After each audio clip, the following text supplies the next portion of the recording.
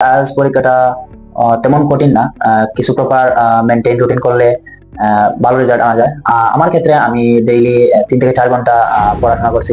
আসসালামু আলাইকুম, আমি হেক্সাস শহর থেকে ইস্তিয়াক মাহমুদ ফাহিম আইএলস এর আরেকটা সাকসেস স্টোরি নিয়ে আপনাদের সামনে হাজির হলাম।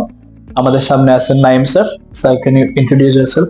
আমার নাম তরিকুল ইসলাম নাইম এবং আমি রিসেন্টলি আমার আজ এক্সাম সম্পূর্ণ করেছি এবং আমি ওভারঅল 6 পয়েন্ট পেয়েছি।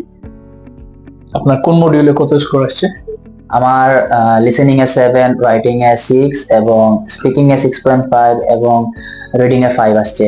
সব মিলিয়ে আমার ওভারঅল 6। আপনার অনুভূতিটা কিরকম, কেমন বোধ করছেন? আলহামদুলিল্লাহ, আমি স্যাটিসফাইড আমার রেজাল্ট নিয়ে, বাট একটু আর কি ফাঁক রয়ে গেছে, আমি মানি। এবং আমার প্রত্যাশা ছিল আমি 6.5 বা এর বেশি পাবো, কিন্তু আমি আমার ফ্যামিলিকে খুশি করতে পেরেছি এবং ওভারঅল আমি নিজেও অনেক খুশি এবং আমি অনেক স্যাটিসফাইড। আইএলস একটা কঠিন পরীক্ষা, এখানে অবশ্যই নিয়ম নীতি মানা লাগে। আপনি রুটিনটা কিভাবে নিজের সেট করলেন? আসলে আজ পরীক্ষাটা তেমন কঠিন না। কিছু প্রপার মেনটেন রুটিন করলে ভালো রেজাল্ট আনা যায়। আমার ক্ষেত্রে আমি ডেইলি 3 থেকে 4 ঘন্টা পড়াশোনা করছি। আমি লিসেনিং এ 1.5 ঘন্টা, রিডিং এ 1.5 ঘন্টা এবং রাইটিং এ 1 ঘন্টা করে সময় দিয়েছি।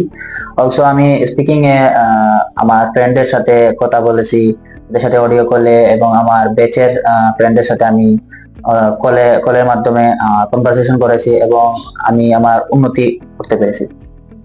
স্পিকিং এ মেইন এক্সামে অনেক স্টুডেন্টরা বিভিন্ন নার্ভাসনেসের শিকার হয় বা তারা ঘাবড়ে যায়, ভয় পায়। আপনি মেইন এক্সামে আপনার অভিজ্ঞতাটা কিরকম একটু শেয়ার করুন এবং কিভাবে আপনি নার্ভাসনেসটা কাটাই উঠতে পারছেন তখন?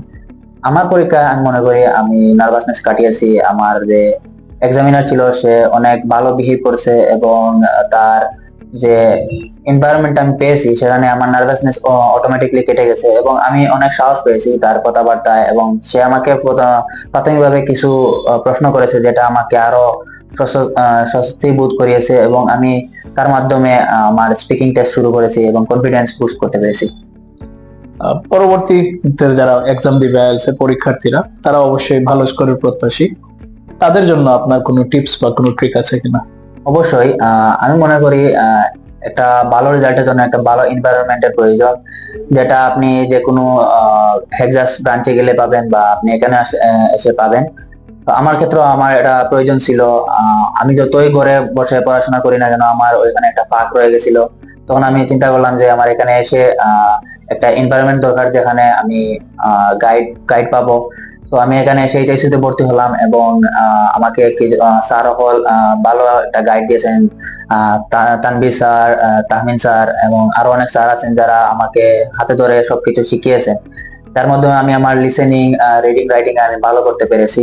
তো আমি বলবো যে সবাই যারা যারা ঘরে বসে যারা প্র্যাকটিস করতেছেন বা স্যার রেখে প্র্যাকটিস করতেছেন, তাদের জন্য অবশ্যই একটা এনভায়রনমেন্ট প্রয়োজন যেখানে তারা একটা চাপের মধ্যে থাকবে এবং তারা আরো ভালো করে পড়াশোনা করতে হবে। সেটার জন্য তারা এইচএসসিও তে ভর্তি হতে পারে বা বিভিন্ন কোর্সে ভর্তি হতে পারে, যেটা তাদের জন্য সাফল্য বয়ে নিয়ে আসবে।